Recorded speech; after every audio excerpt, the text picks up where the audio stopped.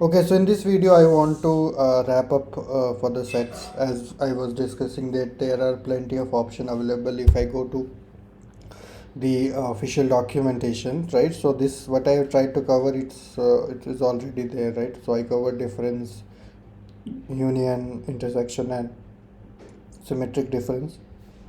However, I would recommend this. I will add a link to this in repository in the video description.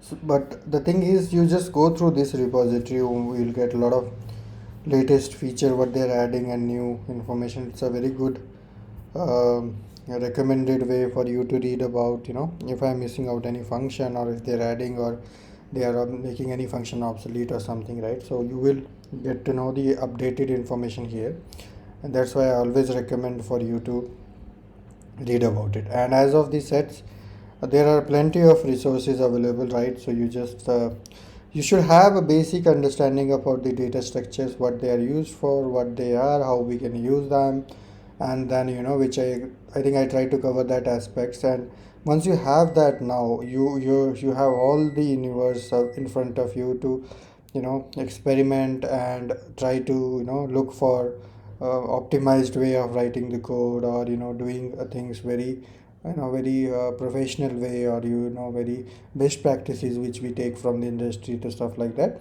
So just go and read about it, and make mistakes, and make once you make mistakes you will learn. So that's all in this video. Thank you. See you in another video.